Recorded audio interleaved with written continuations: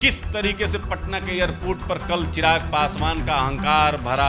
उसके पहले पारस जी नहीं बोले हैं कि मेरा खून अलग है उसका। वो पारिवारिक कार्यक्रम में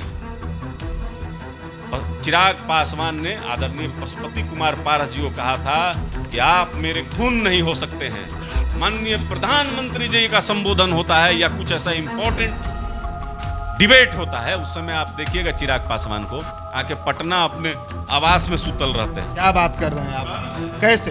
हर बार तो रहते हैं पार्लियामेंट। अरे आप लोग तो देखिए, आप लोग सुनिए, पारिवारिक लड़ाई आप लोग पारिवारिक लड़ाई बना दिए हैं, राजनीतिक लड़ाई। आप कई तरह के आरोप आप स्वयं लगाते हैं, लेकिन इफ्तार में जाते ही के साथ साक्षात दंडवत हो जाते हैं पैर में। इस पर सवाल हम चंदन जी सवाल हम लोग किए थे, संस्कारों की बात किए हैं। चिराग पासवान बोले कि मेरे संस्कार में है, वो बड़े हैं। संस्कार के नाम पर नहीं, राजनीतिक स्वार्थ के नाम पर आप पैर छू रहे हैं। एक दरवाजा महागठबंधन का आप खोल के रखे रहना चाहते हैं। किसी कैमरे के सामने ये बोले रहते कि बिहार का हित जिधर होगा चुनाव के समय मैं उधर ही जाऊंगा, नहीं, ये बोल रहे हैं कि चुनाव के समय मैं तय करूंगा कि मैं किससे गठबंधन करूंगा। स्वार्थ की पराकाष्ठा अगर देखनी है तो चिराग पासवान को घमंडी नंबर 1, अहंकारी नंबर 1 और राजनीतिक समझ जिसका शून्य हो। और खासकर दुसाध वोटर जो हैं, जो हमारे दुसाध समाज के लोग हैं, जो पासवान हैं, वो तो चिराग को ही नेता मानते हैं। पारस जी का तो कहीं कोई एग्जिस्टेंस ही नहीं है। इस बात को मानिए आप लोग धरातल पर कि चिराग पासवान ही पासवान का वोट ला सकते हैं बिहार में, पारस जी से नहीं पार लगे। लेकिन बताइए, आप ड्रोन लेकर जाते हैं वहां पर, अपना गाड़ी का काफिला शूट कराते हैं, स्टेज पे खड़ा होकर सिंपैथी वोट देते। तो मोदी जी भी करते हैं, मोदी जी भी यही काम करते हैं। मोदी जी कभी भी किसी भी धार्मिक आयोजन को अपना नहीं बताते हैं। बीजेपी ने ये अल्टीमेटम दे दिया है बिहार में, पशुपति कुमार पारस की पार्टी यानी राष्ट्रीय लोक जनशक्ति पार्टी और चिराग पासवान की पार्टी यानी लोजपा रामविलास को, कि अगर चाचा भतीजे की संधि नहीं होती है तो 2024 में खेल गड़बड़ा सकता है, दुसाध वोट छटक सकता है। लेकिन ये कोई राजनीतिक लड़ाई नहीं है, लड़ाई यहां पर गोतिया का है, लड़ाई यहां पर भतीजे और चाचा का है, लड़ाई यहां पर परिवार के वर्चस्व का है। स्थितियां इतनी बिगड़ती जा रही हैं कि पशुपति कुमार पारस ने खुले मन से यह ऐलान कर दिया है कि मेरा खून और चिराग पासवान का खून जो है वो अलग अलग है। चिराग पासवान की भी प्रतिक्रिया इस पर आती है। अब देखिए, इस पूरे मसले पर हम चर्चा करेंगे क्योंकि विपक्षी एकता हो रही है दिल्ली में। अरविंद केजरीवाल से नीतीश कुमार मिले हैं, राहुल गांधी से मुलाकात हुई है, मल्लिकार्जुन खड़गे से मुलाकात हुई है। तो क्या बीजेपी कुनबा पूरी तरह बिखर जाएगा? 2024 लोकसभा के संदर्भ में चंदन सिंह हमारे साथ मौजूद हैं। पहले चिराग पासवान की पार्टी लोजपा रामविलास के प्रवक्ता हुए करते थे, अब ज्वाइन कर चुके हैं पशुपति कुमार पारस की पार्टी राष्ट्रीय लोक जनशक्ति पार्टी। चंदन जी, काफी दिनों बाद हम लोग कैमरे पर साथ बैठ रहे हैं, स्वागत है आपका। धन्यवाद।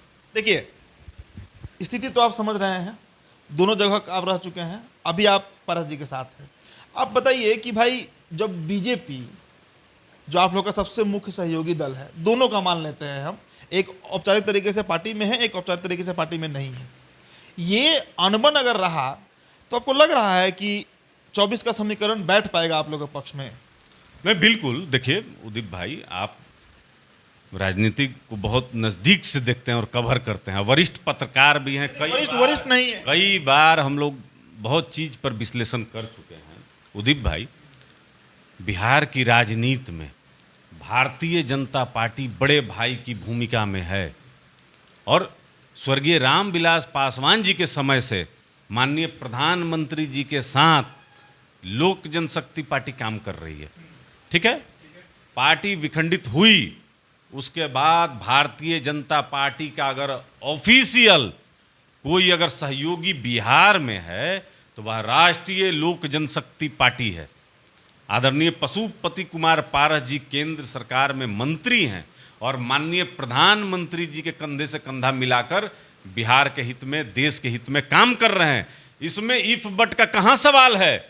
भारतीय जनता पार्टी के साथ सीना ठोक कर हम लोग हैं, साथ में हैं, हर एक नीति और सिद्धांत में हैं। लेकिन कोई छद्मवेशी है जो भारतीय जनता पार्टी के पीठ में खंजर मारना चाहता है, जो 2020 में भी 150 सीटों पर लड़ाकर भारतीय जनता पार्टी को बदनाम किया, भारतीय जनता पार्टी के कई प्रत्याशियों को हराने का काम किया, जो राम पर प्रश्नवाचक चिन्ह लगाता है वह अपने आप को हनुमान बताता है, यह किसी से छिपा हुआ नहीं है। आज भी वो व्यक्ति अगर तय नहीं कर पा रहा है कि वह महागठबंधन में है या वह एनडीए में है, तो मीठा मीठा गप गप और तीता तीता थू थू।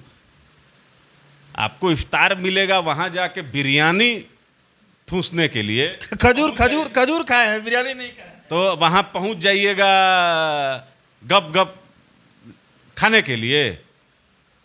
एक बात देखिए कि जिस नेता को आप टारगेट कर रहे हैं, आप कह रहे हैं कि बिहार में 17 सालों से ये व्यक्ति बिहार को बहुत पीछे लेकर चला गया है, बिहारी नौजवान को रोजगार नहीं दे रहा है, ये बिहार में अपराध को नहीं रोक पा रहा है, जबकि वो व्यक्ति खुद बिहार का गृह मंत्री है। आप कई तरह के आरोप आप स्वयं लगाते हैं, लेकिन इफ्तार में जाते ही के साथ साक्षात दंडवत हो जाते हैं पैर में। इस पर सवाल हम चंदन जी सवाल हम लोग किए थे, संस्कारों की बात किए हैं चिराग पासवान, बोले कि मेरे संस्कार में है, वो बड़े हैं। आप सुन लीजिए, ये कैसा संस्कार है उदीप भाई? आप भी संस्कारी व्यक्ति हैं, आप असंस्कारी हैं। अगर आपको पता चल जाएगा कि ये व्यक्ति पूरे बिहार और समाज को दूषित कर रहा है, आप क्या उसका पैर छूइएगा संस्कार के नाम पर? मैं अगर मानता हूं कि मुझे लग जाएगा कि ये आदमी गलत है और ये समाज के लिए हितकारी नहीं है, मैं कभी पैर नहीं छूंगा। संस्कार के नाम पर नहीं, राजनीतिक स्वार्थ के नाम पर आप पैर छू रहे हैं। एक दरवाजा महागठबंधन का आप खोल के रखे रहना चाहते हैं, और आपको पता है कि तेजस्वी प्रसाद यादव की भूमिका महागठबंधन में बहुत बड़ी है, प्रभावशाली हैं, और तेजस्वी प्रसाद यादव पर लैंड फॉर जॉब का मामला चल रहा है, ईडी सीबीआई उन पर चल रहा है। उनको आप अपना छोटा भाई बताते हैं। लालू प्रसाद यादव सजा याफ्ता हैं, उनको आप अपना राजनीतिक गुरु अभिभावक बताते हैं। तो ये नहीं चलेगा। देखिए, बिहार जो है वह राजनीतिक रूप से बहुत समृद्ध है उदीप भाई। आप किसी को टोपी जो वहां पहना रहे थे ना, तो टोपी नहीं पहना सकते हैं। सबको पता है कि आप क्या करने के लिए गए थे। आप दबाव भारतीय जनता पार्टी पर डालने गए थे। लेकिन एक सवाल ये भी है कि देखिए, वहां पर तेजस्वी यादव ने सबको टोपी पहनाया इफ्तार पार्टी में, चिराग टोपी नहीं पहने हैं। नरेंद्र मोदी के नक्शे कदम पर चल रहे हैं, टोपी नहीं पहने हैं। दूसरा बात, आपका जो आरोप है उस पर हमने सवाल किया चिराग पासवान से, वो कहें कि हमारे संस्कारों में है। भाई, वो व्यक्ति से हमारा विरोध नहीं है, नीतीश कुमार की नीतियों से हमारा विरोध है, ये कहे हैं चिराग पासवान। अच्छा, ऐसे आप आ रहे हैं कि आपका व्यक्ति से विरोध नहीं, नीति से विरोध है, तो फिर बात ही खत्म हो गई। तब तो आप खुद लालू प्रसाद यादव हो, तेजस्वी प्रसाद यादव हो या नीतीश कुमार हो, आपका विरोध तब किसी से नहीं है। आप सिर्फ चाहते हैं कि आपको किस तरीके से अपनी भूमिका मजबूत करने के लिए मिल जाए, वो अवसर भारतीय जनता पार्टी प्रदान करे या ये वो अवसर महागठबंधन प्रदान करे आपको। आप सिर्फ एक मौके की तलाश में हैं। आप जो एक छद्मभेशी रूप धारण किए हुए हैं बिहार फर्स्ट और बिहारी फर्स्ट का, ये झूठा। अच्छा, महागठबंधन में जाने से चिराग को क्या फायदा होगा? बीजेपी के साथ रहेंगे तो 4-5 सीट भी मिल जाएगा। वहां पर पहले ही जो 7-8 पार्टियां हैं, उसमें चिराग जाएंगे ही तो कितनी सीट उनको मिलने जा रही है? देखिए, तेजस्वी प्रसाद यादव अगर राघोपुर से जीत पाए, इसमें चिराग पासवान की भूमिका बहुत अहम थी। ये अपना प्रत्याशी देकर कहीं ना कहीं भारतीय जनता पार्टी को हराने का काम किए। उदीप भाई, 2020 में जिस समय चुनाव हो रहे थे, उससे चंद दिन पहले ही हमारे स्वर्गीय संस्थापक, देश के दूसरे अंबेडकर, पद्म भूषण स्वर्गीय रामविलास पासवान जी का निधन हुआ था। बिहार में और देश में एक सिंपैथी की लहर थी, और उसमें लोक जनशक्ति पार्टी को, उस समय विभाजित नहीं हुआ था, लोक जनशक्ति पार्टी को 23 लाख समथिंग वोट प्राप्त हुए थे। एक सीट आई थी और उसको भी संभाल कर ही नहीं रख पाए। ये ऐसा नहीं है कि सभी सांसद इनसे नाराज थे, इनका अहंकार जो है 7वें आसमान पर है और राजनीतिक समझ शून्य है। ऐसे ही नहीं मैं कह रहा हूं। आप चुनाव के समय तय करेंगे कि हम किस गठबंधन में जाएं, यानी चुनाव के समय आप लाभ देखेंगे, बिहार का हित नहीं। उदीप भाई, अगर किसी कैमरे के सामने ये बोले रहते कि बिहार का हित जिधर होगा चुनाव के समय मैं उधर ही जाऊंगा, नहीं, ये बोल रहे हैं कि चुनाव के समय मैं तय करूंगा कि मैं किससे गठबंधन करूंगा। बीजेपी के खिलाफ भी तो कभी इन्होंने आज तक स्टेटमेंट नहीं दिया है, ना तो नरेंद्र मोदी। बिहार बीजेपी के खिलाफ बोले हैं, नरेंद्र मोदी के खिलाफ कब चिराग पासवान? हूं 2014 में एक प्रतिष्ठित चैनल पर इनका इंटरव्यू है कि माननीय प्रधानमंत्री को इन्होंने कॉम्युनल चेहरा बताया था देश में, वो मैं इंटरव्यू आपको भेज दूंगा। 14 का बात छोड़िए, जब से पॉलिटिकली एक्टिव जब से हुए चिराग, सुन लीजिए, माननीय प्रधानमंत्री के नोटबंदी के फैसले पर इन्होंने ये प्रश्नवाचक चिन्ह लगा चुके हैं, इनका ट्वीट मौजूद है।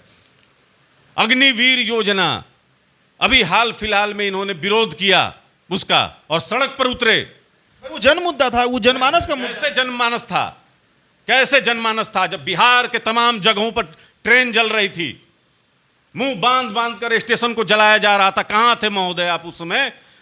बीजेपी के प्रदेश अध्यक्ष के घर पर हमला किया गया था, आप कहां थे महोदय?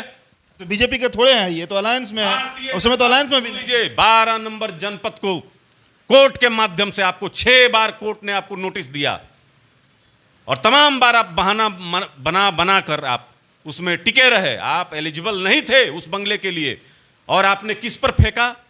माननीय गृह मंत्री को आपने, माननीय रक्षा मंत्री को आपने बदनाम किया। यह स्वार्थ की पराकाष्ठा अगर देखनी है तो कोई चिराग पासवान को देखे, घमंडी नंबर 1, अहंकारी नंबर 1 और राजनीतिक समझ जिसका शून्य हो। लेकिन इन सब के बावजूद आप तो इतना आरोप लगा रहे हैं, चलिए ठीक है, सुनिए सवाल सुन लीजिए। अब इतना आरोप लगा रहे हैं, लेकिन आज अगर जनाधार की बात की जाए चंदन जी, बिहार में और खासकर दुसाध वोटर जो हैं, जो हमारे दुसाध समाज के लोग हैं, जो पासवान हैं, वो तो चिराग को ही नेता मानते हैं। पारस जी का तो कहीं कोई एग्जिस्टेंस ही नहीं है। इस बात को मानिए आप लोग धरातल पर कि चिराग पासवान ही पासवान का वोट ला सकते हैं बिहार में, पारस जी से नहीं पार लगे। देखिए उदीप भाई, मैं इस पार्टी में छात्र जीवन से हूँ, स्थापना काल से हूँ। बहुत बार अवसर मिला, स्वर्गीय रामविलास पासवान जी के सानिध्य में बहुत बार अवसर मिला और मोकामा के टाल में बाबा चौहरमल के मेले में बहुत बार मैं गया हूँ उनके साथ में। लाखों की भीड़ रहती थी, लेकिन उस भीड़ को स्वर्गीय रामविलास पासवान जी ने कभी अपना नहीं बताया। वो ये नहीं कहे कि ये हमारे समर्थक हैं, वो श्रद्धालु हैं। वो बाबा चौहरमल के मंदिर में दूर दूर से आते हैं, देश के तमाम कोने से आते हैं। और देखिए, बाबा किसी एक जाति और समाज के नहीं हैं। बाबा का आशीर्वाद सभी जाति समाज पर है, सबके साथ है और सब कोई वहाँ हाथ जोड़ता है।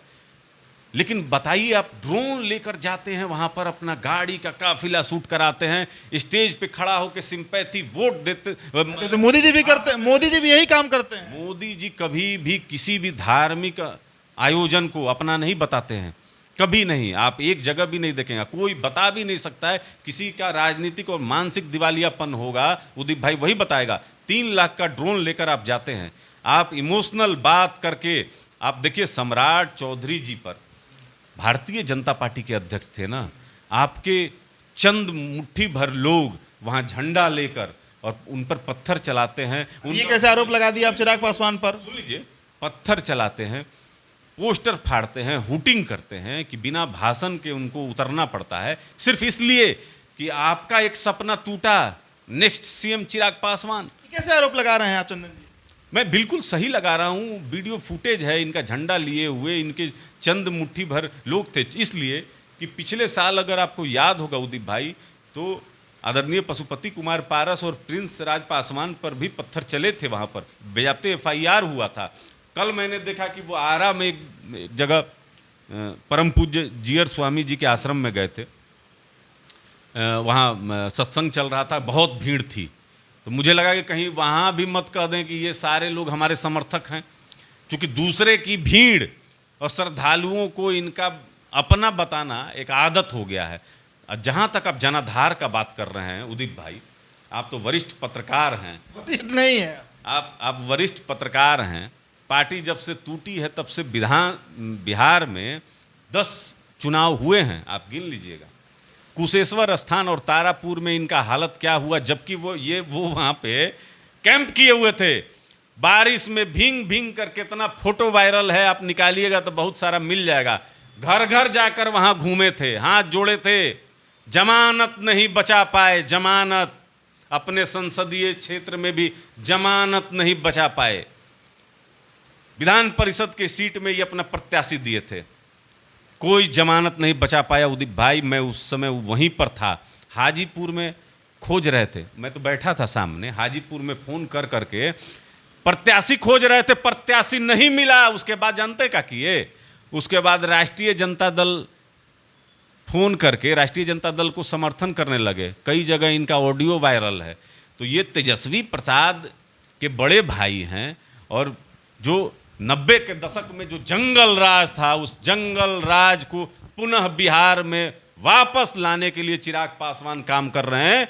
और हम लोग देखिए माननीय प्रधानमंत्री जी को आरोप तो खैर आप तो लगाइएगा ही। अब ये बताइए, एक सवाल है, बहुत बड़ा सवाल है और अंतिम सवाल होगा कि इतना आरोप प्रत्यारोप लगा रहे हैं आप लोग एक दूसरे पर। अब सुन लीजिए, अभी आप ही के पार्टी के जो थिंक टैंक कहे जाते हैं सूरजभान सिंह, वो अभी स्टेटमेंट दे रहे हैं कि अगर पशुपति कुमार पारस और चिराग पासवान नहीं मिलेंगे तो बिहार में रामविलास का कुनबा खत्म हो जाएगा, बिहार में रामविलास की जो एक स्थापना है, जो एक विरासत है, वो पूरी तरह बर्बाद हो जाएगी। और अभी भी आप लोग वही कि जानवर है ना इधर दाएं बाएं, पारस जी कहे हैं इस सब बात। मैं सभी विषय पे बताता हूँ। देखिए, आदरणीय सूरजभान सिंह पार्टी के अभिभावक हैं, हम सभी के अभिभावक हैं, बड़े भाई हैं, पिलर की तरह साथ में खड़े रहे हैं। पार्टी अब नहीं है, लेकिन पार्टी जिस समय विखंडित हुई, उस समय भी चिराग पासवान के अहंकार के विरोध में आदरणीय सूरजभान सिंह जी खड़े रहे।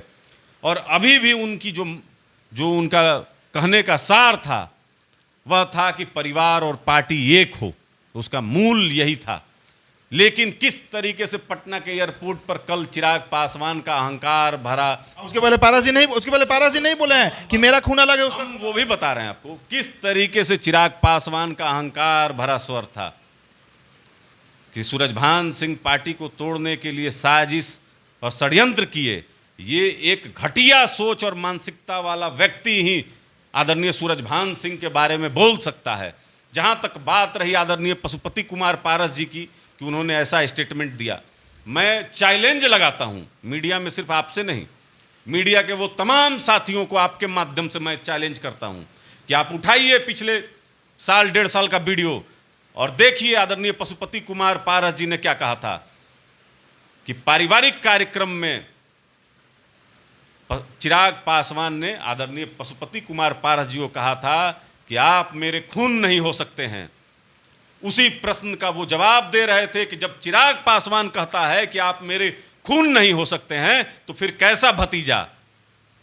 ये एक्टर बहुत अच्छे हैं, किस तरीके से कैमरे के सामने एक्टिंग करना है इनको पता है, कब लिपट कर रोना है ये इनको पता है। बिहार में जहाँ जहाँ गरीब दलित समाज के लोग मरे, ये लिपट लिपट कर रोए हैं। ये जमुई छोड़ के पूरे बिहार में कहीं भी जाएंगे, वहाँ तुरंत टेलीफोन लगाएंगे डीएम को और एसपी को, स्पीकर ऑन कर देंगे। ये जमुई में नहीं लगाएंगे, जमुई के लोग खोज रहा है दिया बार के। अब तो लापता का भी सुन रहे हैं कि पोस्टर वोस्टर सटा हुआ। आप ही लोग लगवा रहे होंगे वहाँ। नहीं सटा हुआ है भाई जी, आप ही लोग लगवा रहे हैं। भाई बहुत जेन्युइन प्रश्न है, आप तो बहुत तेज तरार पत्रकार हैं। इनका बिहार फर्स्ट, बिहारी फर्स्ट का स्लोगन है। थोड़ा बताएं ना हमको कि पूरे देश भर में क्या जमुई लोकसभा को ये फर्स्ट बना दिए हैं क्या? अपने आप को 540 सांसद में क्या फर्स्ट बना दिए हैं? ये संसद में जब बहुत जरूरी बहस होता है, बहुत जरूरी बिल पारित होता है, माननीय प्रधानमंत्री जी का संबोधन होता है या कुछ ऐसा इंपॉर्टेंट डिबेट होता है, उस समय आप देखिएगा चिराग पासवान को आके पटना अपने आवास में सुतल रहते हैं। क्या बात कर रहे हैं आप? कैसे? हर बार तो रहते हैं पार्लियामेंट। अरे आप लोग तो देखिए, आप लोग सुनिए, पारिवारिक लड़ाई, आप लोग पारिवारिक लड़ाई बना दिए हैं, राजनीतिक लड़ाई। हम तथ्य के साथ बोलते हैं, इस बार वाला में भी देखिएगा हम तथ्य के साथ बोलते हैं। ये किसी भी इंपॉर्टेंट बिल में नहीं रहते हैं, चूंकि इनका कोई अस्तित्व जो कहा जाता है, राजनीतिक अस्तित्व, वो है ही नहीं। हम कहें ना कि पॉलिटिकल थॉट ही नहीं है। जिस आदमी को ये पता नहीं हो कि संगठन में एक आदमी का अपना स्थान होता है। लगातार आप देख रहे होंगे कि संगठन में 6 साल के लिए निष्कासित बुझा रहा है कि जैसे आप सैलरी देते थे, अपना खा पी के आपका झंडा कोई उठाए हुए है, चल रहा है रात दिन, तो आपका बड़का बुझा रहा है कि आप विचारधारा लागू किए हुए हैं। अरे अपनी कुर्सी के लिए आप जो है चारों जगह आप घूम रहे हैं, कभी महागठबंधन में जाके पैर छू रहे हैं, कभी अब तो पिछला साल भी जाकर पैर छुए थे इफ्तार में, अगर आपको याद होगा। महागठबंधन का बात कहाँ, लीजिए इनके लोग ही, इनके पार्टी के नेता ही इनके इस तरीके से रवैये से परेशान हैं। और जहां तक बात रही कि आदरणीय पशुपति कुमार पारस जी ने कहा कि वही जानवर रोड पर एक्सीडेंट करता है जो ये तय नहीं कर पाता है कि पूरब जाना है कि पश्चिम जाना है। ये हमारे अभिभावक आदरणीय पशुपति कुमार पारस जी ने जो कहा है वह स्वर्गीय रामविलास पासवान जी के कथन को कहा है। और ये जीवन में इस चीज़ का अपना जगह है कि आपको तय करना पड़ता है कि आप किधर हैं, आपकी राजनीति किधर है और आप किसके लिए कर रहे हैं। अगर बिहार की जनता के लिए कर रहे हैं तो आपको भारतीय जनता पार्टी में आपको रहना चाहिए। अगर आप बिहार की जनता के लिए नहीं कर रहे हैं तो आप कभी महागठबंधन में चल जाते हैं। आप मुख्यमंत्री के इफ्तार में नहीं गए, लेकिन आपने ये जरूर कहा कि हमारे वरिष्ठ नेता लोग जाएंगे। क्यों भाई? जहां भारतीय जनता पार्टी बिहार के 2 जिलों में दंगा के कारण इस इफ्तार से दूरी बना ली थी, तब आप क्यों गए? किस लिए गए आप? मतलब ये तलखी कम नहीं होने वाली है। देखिए, तलखी कम हो जाएगी उदित भाई। हमारे क्या शर्त रखे पारस जी का? क्या शर्त? सुन लीजिए, हमारे गार्जियन अभिभावक आदरणीय पशुपति कुमार पारस जी बहुत डाउन टू अर्थ हैं। चिराग पासवान पैर पकड़कर अगर माफी मांग लेंगे, संभव है, मांग लेंगे, संभव है, हमारे अभिभावक माफ भी कर देंगे। देखिए, कोई भी अभिभावक चाहता है कि उसका जो पुत्र हो, भतीजा हो, वह आगे बढ़े। और आगे बढ़ना तो पार्टी क्यों तोड़ दी? आगे बढ़ाना होता भतीजा को तो पार्टी क्यों तोड़ देते पारस जी? देखिए, पारस जी ने कभी पार्टी नहीं तोड़ा। उदित भाई, आप टेक्निकल भी जानकार हैं। आप देखिए कि भारत की संसद में चिराग पासवान भी लोक जनशक्ति पार्टी के सांसद हैं, ये भी सांसद हैं इसी पार्टी के। सिर्फ नेता बदला गया सदन में। और चूंकि भारतीय, देखिए, हमारे संस्थापक तो आखिरी समय तक माननीय प्रधानमंत्री जी के साथ काम किए, हम लोग यही जानते थे। अब ये किस तरीके से इनके दिमाग में इनके कुछ जो विदेशी दोस्त थे जो बिहार के नहीं थे, वो डाल दिए कि तुम 150 सीट पे 135 पे लड़ोगे तो तुम मुख्यमंत्री का कैंडिडेट बन जाओगे। जिसका एक विधायक नहीं हो, वो भी मुख्यमंत्री का अगर सपना दिख रहा है तो क्या कहा जाए? लोकतंत्र नहीं, राजतंत्र लोग समझ रहा है। तो आदरणीय पशुपति कुमार पारस जी ने इसका विरोध किया कि भाई गलत है, ऐसा नहीं करना चाहिए, तुम कहीं के नहीं रहोगे, तुम हार जाओगे। और जबकि स्वर्गीय रामविलास पासवान जी का सिंपैथी था, उसके बाद एक सीट आता है, वो भी आदमी आपको अहंकारी कह के जाके नीतीश कुमार जी में सम्मिलित हो जाता है। कहाँ के आप रहें?